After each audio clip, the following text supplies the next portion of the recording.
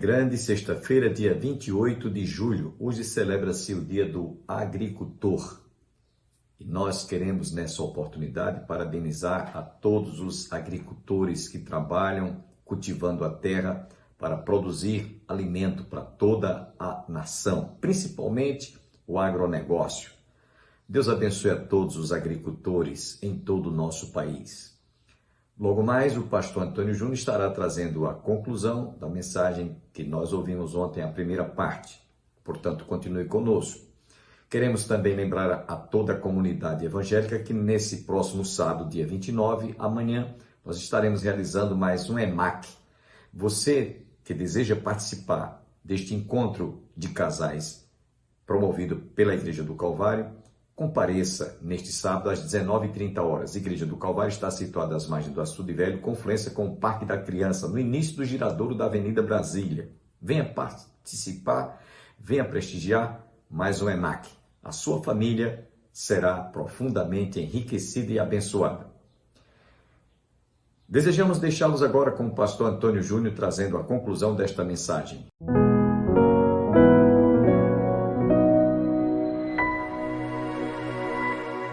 Mas ao passar pelo texto, nós vamos descobrir que a ênfase de Deus não era na estrutura. A ênfase de Deus era no povo, era no coração do povo. Porque essa é a ênfase de Deus ao longo da história. É no nosso coração.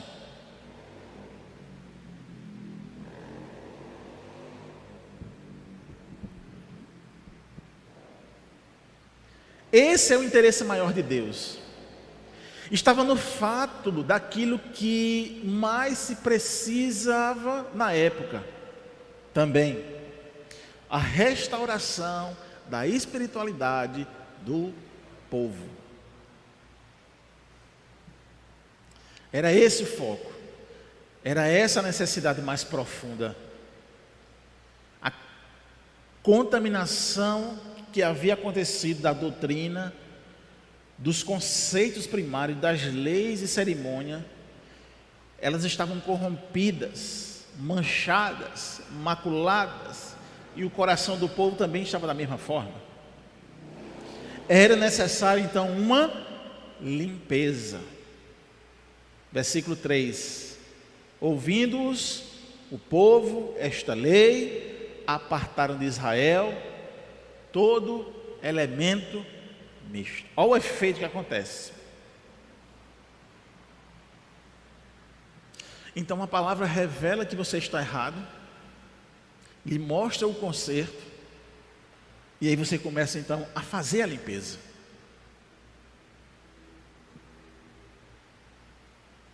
E a ideia aqui era para colocar a igreja em ordem.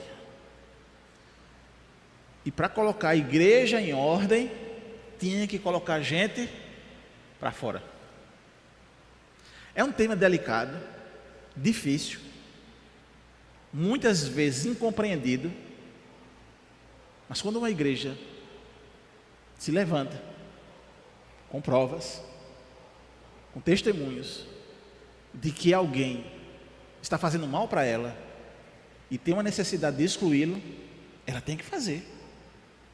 Ela tem que fazer. É responsabilidade da igreja.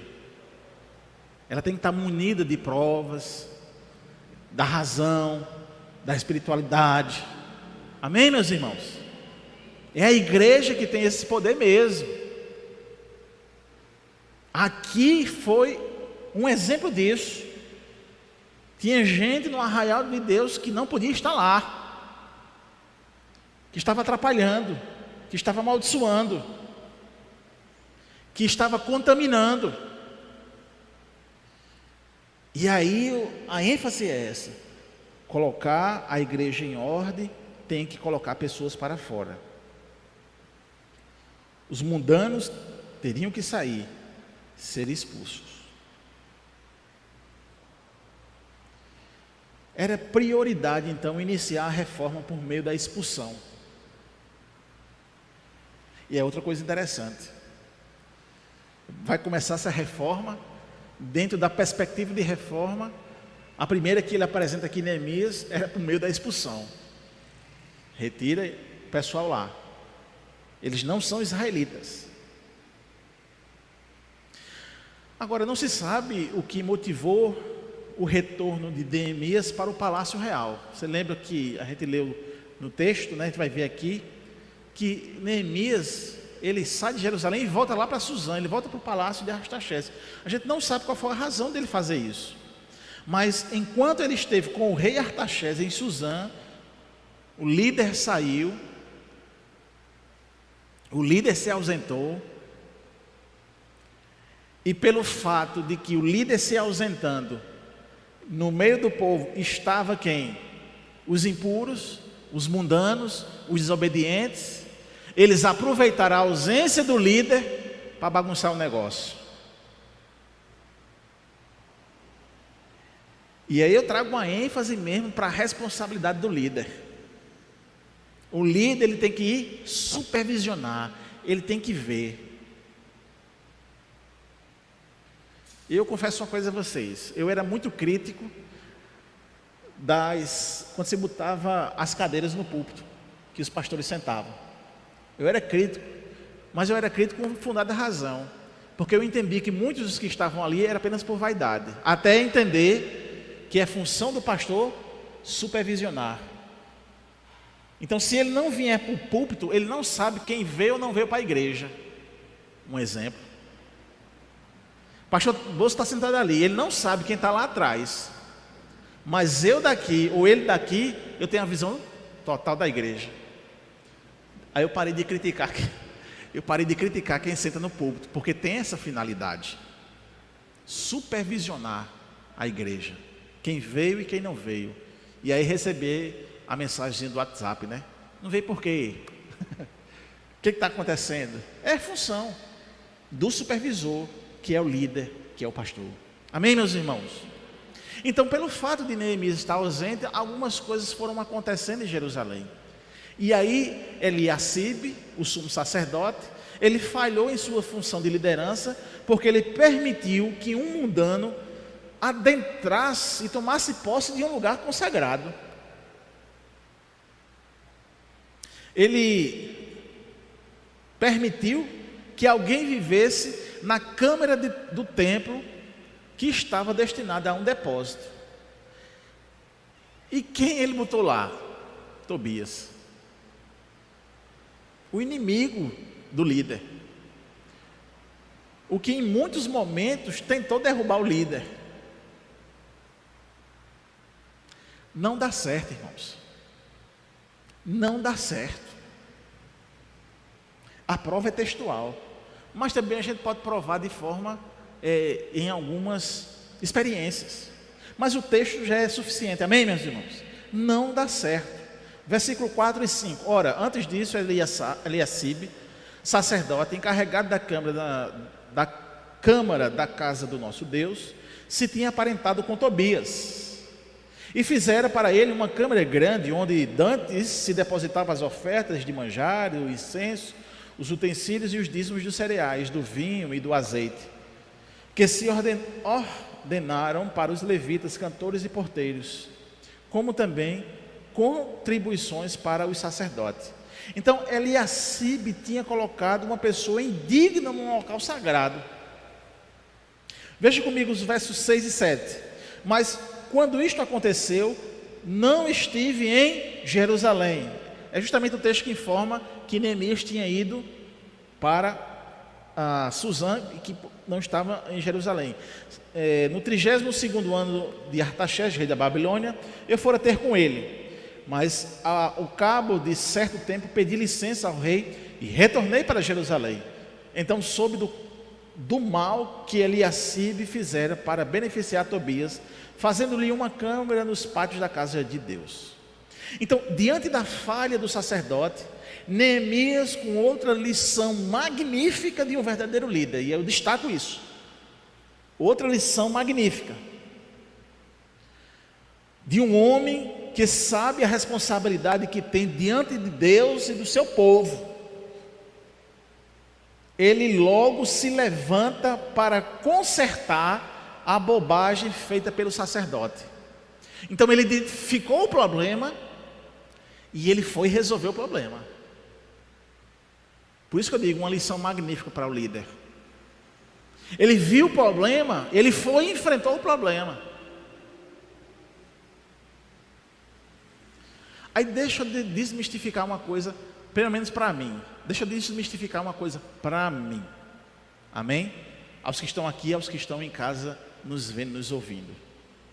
A função do pastor é receber e resolver problema. Amém? Obrigado quando você diz assim, não levei para o pastor não, porque ele tem tanto problema, eu vou poupar. Obrigado por isso. Obrigado, viu? Eu agradeço. Mas você está errado. Porque é função minha receber o problema e resolver. É função do pastor Bosco receber o problema e resolver. É função dos pastores. Porque é o líder levantado. Entenderam, irmãos? Amém? É um gesto nobre que às vezes os irmãos falam, não vou levar para o pastor não. É um gesto nobre, é um gesto bom, né? Talvez eu vou dormir melhor. Mas está errado. O problema apareceu, o pastor tem que resolver. Ele tem que saber para resolver. Neemias, ele soube do problema e ele foi resolver.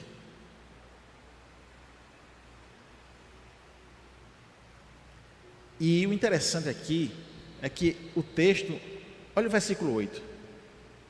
Ele diz assim: isso muito me indignou. Irmãos, Neemias, ele se irou. Em algumas versões vai trazer essa palavra. Ele se irou. Ele ficou indignado. Como é que pode, rapaz, um negócio desse dentro da igreja? Entenderam, irmãos? Ficou indignado.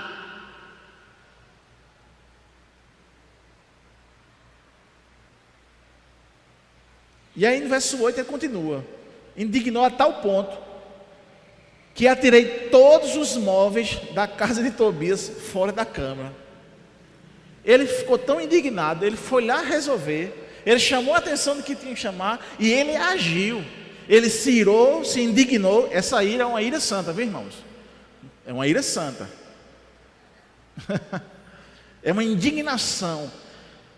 É assim, como é que pode uma falta de respeito dessa? Entende a indignação? Não pecaminosa. E aí ele agiu. Irou e agiu. Houve uma ação. E essa ação foi tão enérgica que ele foi lá e pegou os troços de Tobias e jogou fora. Sai daqui.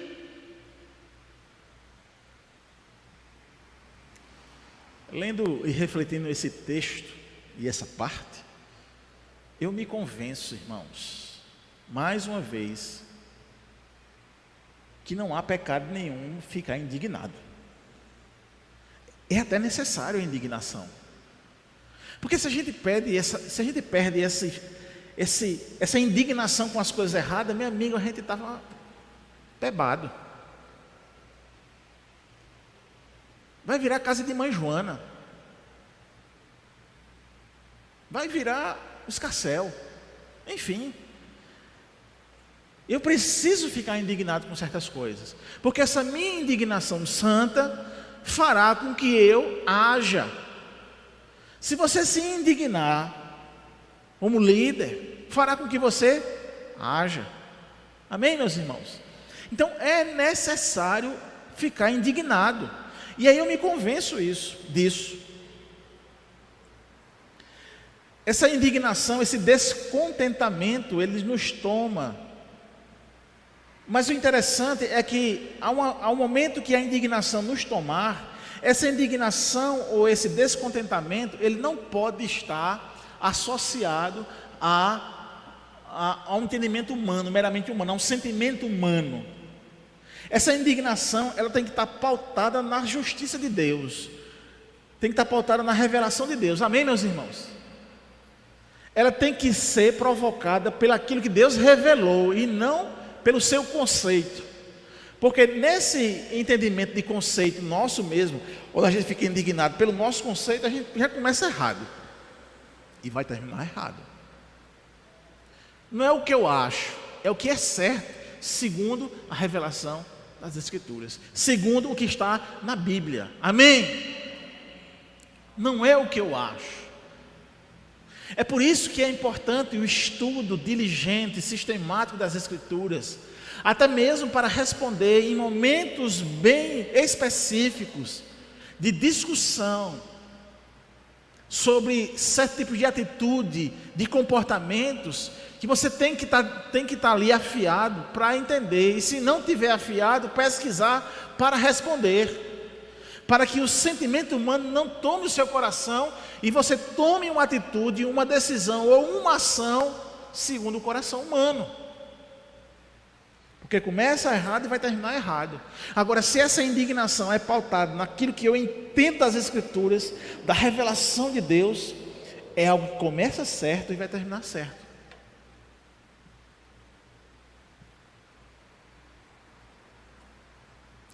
Olhe comigo o verso número 9. Então, ordenei que se purificasse as câmaras e tornei a trazer para ali os utensílios da casa de Deus, com as ofertas de manjares e o incenso. Olha só. O que uma coisa errada também provoca no povo. Preste atenção. Uma coisa errada no meio do povo provoca no povo tristeza. O povo estava triste, já não estava mais ofertando, já não estava mais dizimando. Os levitas começaram a passar fome, os cantores, os sacerdotes. Os levitas foram assim: embora, eu vou plantar, vou para o campo, eu vou para a minha roça, senão eu vou passar fome. Porque aquilo que Deus tinha estabelecido como sustento da casa de Deus estava sendo negligenciado. Por quê? Porque havia um erro.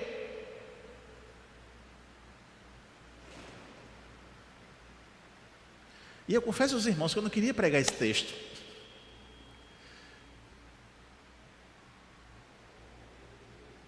Mas como aqui Deus já me deu muito texto, fui em frente, estou já terminando ele.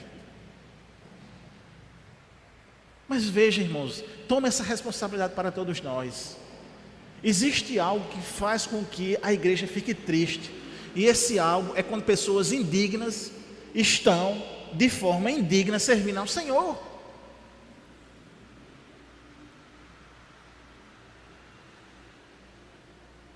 Mas eu não quero fazer com que essa responsabilidade fique apenas em mim.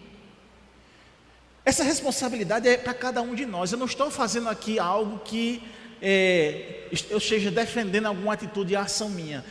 Mas o objetivo aqui, irmãos, é que nós venhamos a refletir o que eu estou fazendo, como eu estou fazendo.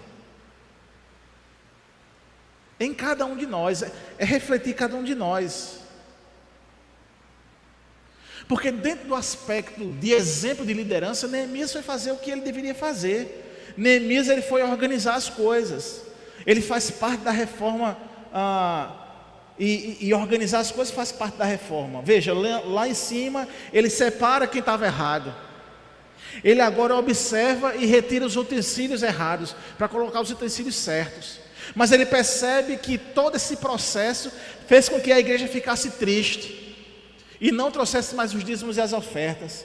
E aí, quando ele começa a consertar, o pessoal começa então ele começa a organizar as coisas. É o papel do líder, de fato, organizar as coisas, deixar as coisas organizadas. Aí então há um reverso. Verso 10. Também soube que os quiões dos levitas não se lhe davam, de maneira que os levitas e os cantores que faziam o serviço tinham fugido, cada um para o seu campo. Então contendi com os magistrados e disse: por que se desamparou a casa de Deus?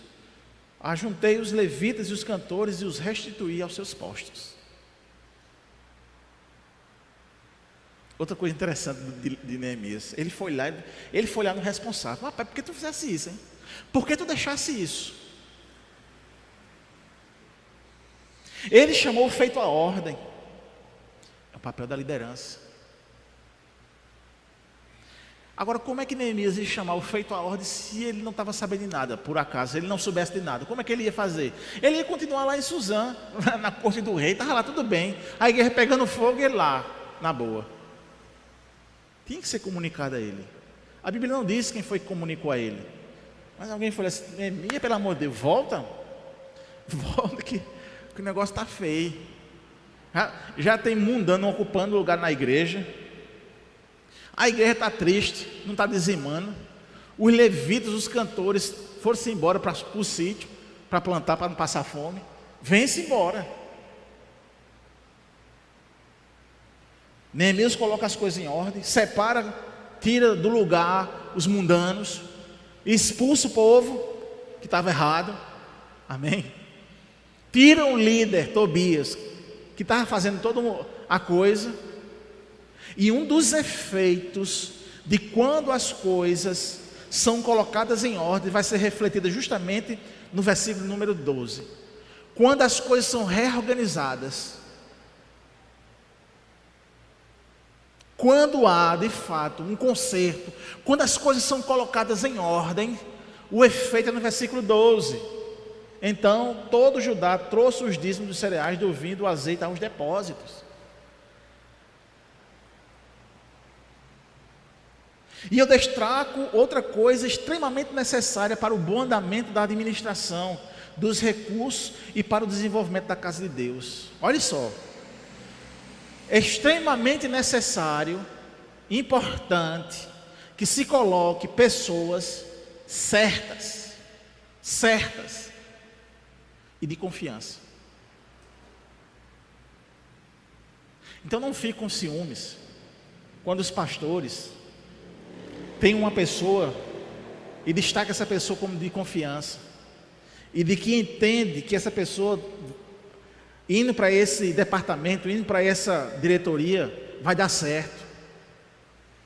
É papel nosso fazer isso, irmãos.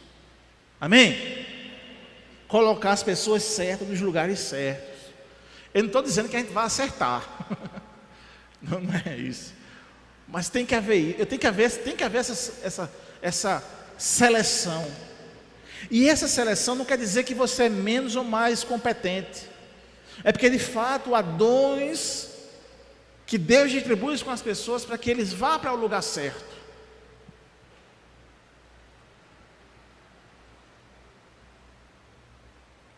Então não adianta, por exemplo, a gente está falando aqui de dízimos e ofertas, não é?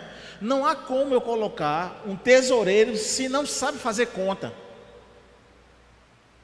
Mas não só isso, que tem amor pelas coisas da igreja. Mas não só isso, que seja honesto, que ao ver um volume grande de dinheiro não vai querer pegar ali R$1. Mas ainda mais, são várias coisas, vários aspectos que tem que ser então visto para que essa pessoa possa ser indicada para o cargo. E é de responsabilidade do líder.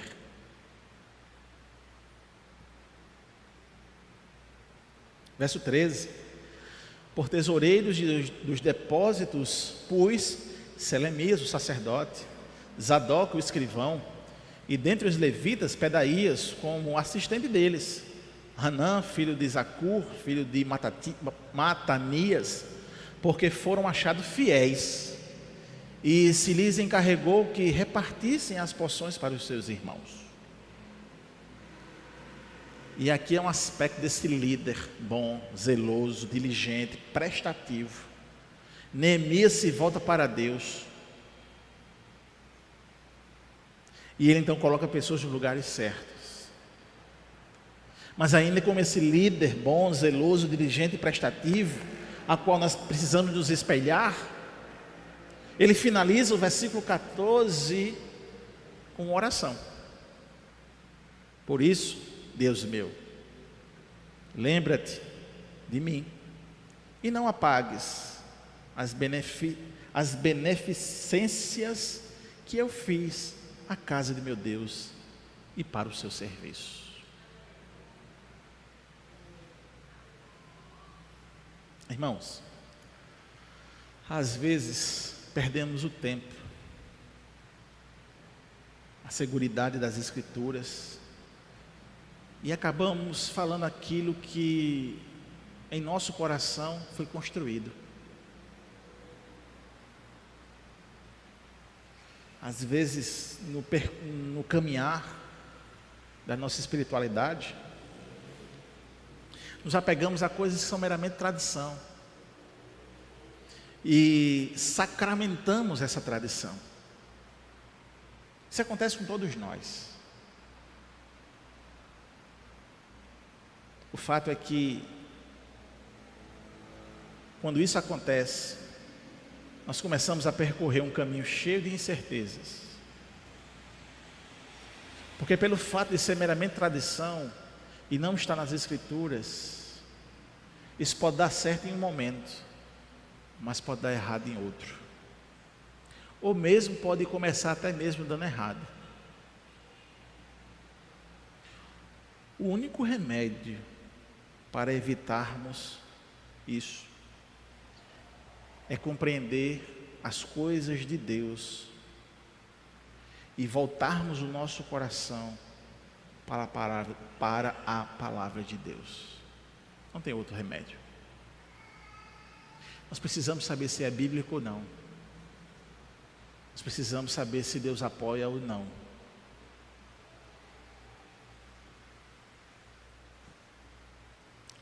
A gente se acostumou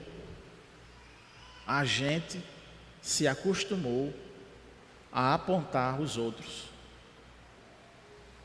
E quando estamos em posição de liderança,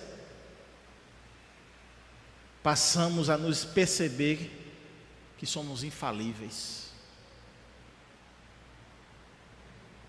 Lê do engano.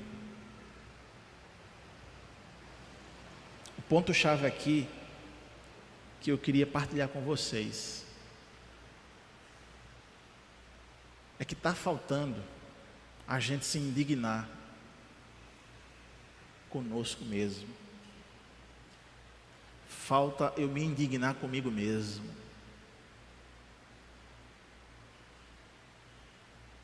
Eu não sou infalível.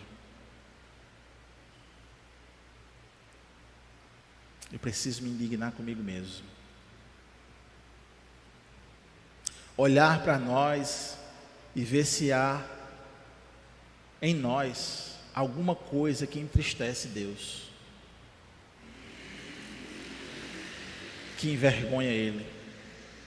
Olhar para nós mesmo, para saber o que nos motiva a estar na igreja.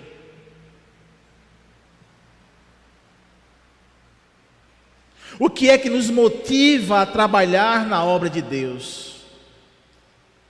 Portanto, nessa noite, eu encerro chamando todos nós a fazer esse exame.